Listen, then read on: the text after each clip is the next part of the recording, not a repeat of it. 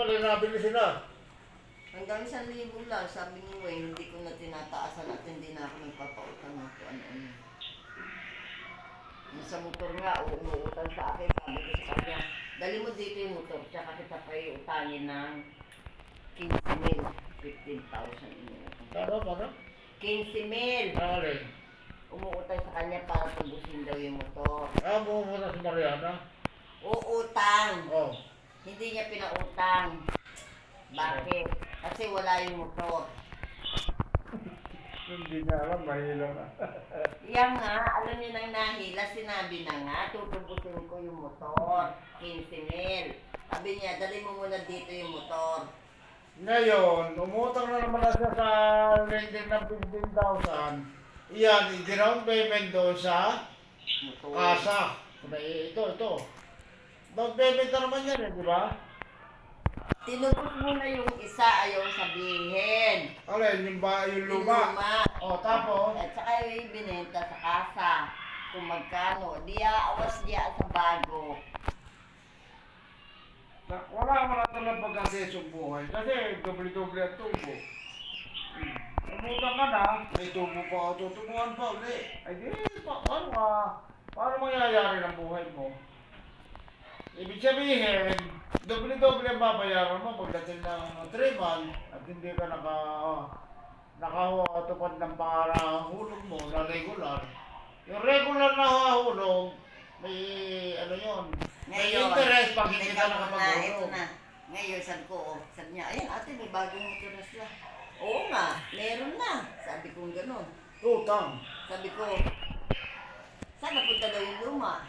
Ayun, hindi ko alam na ano. Tinatanong ko si Wayne, saan daw napunta yung luma? Hindi ko alam. Pinalitan niya ng bago.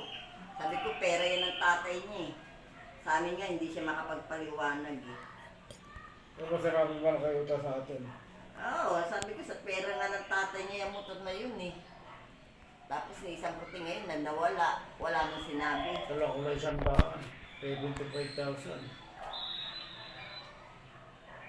Wala talaga pa kasi sa buhay.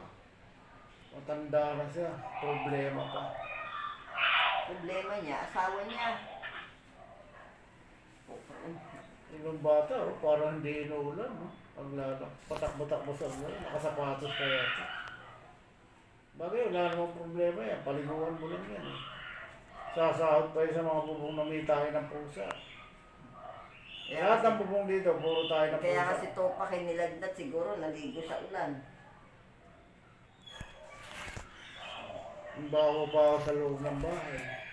Wala ko, sinadya mo ng burunga. Malala pa pala. Ay, sinabi ko nga sa kanya. Gusto ko. Nag-alis tayo ng baho ng kaaso. Ang masama, naluloko tayo sa tubig. Na maabot na 700. Yung pala, kaya ganun kalaki, hindi na, doon na pinatataya ang aso sa kubeta, binubuhusan na lang. Hindi talaga lalaki yung tubig. Ay, ang bin. Teka muna, yung kuryente niya sa tubig, nagbigay pa tayo? Hindi. Hindi. Magkano binayaran na sa tubig? O, sa kanyo.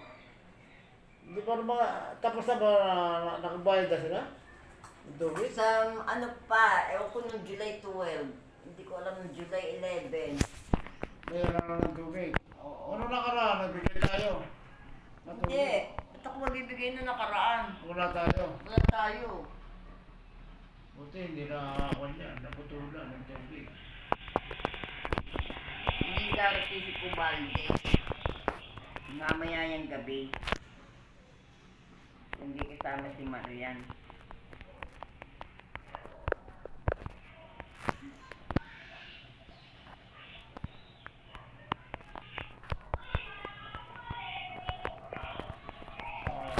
Oh, lakad na. Oh, ano na naman bibili mo sa 10 piso? 10, dos yun. Oh, anong bibili mo sa Candy. Tumigil ka ng kaka-candy. Isang araw sabi mo masakit na ipin mo, candy pa mo.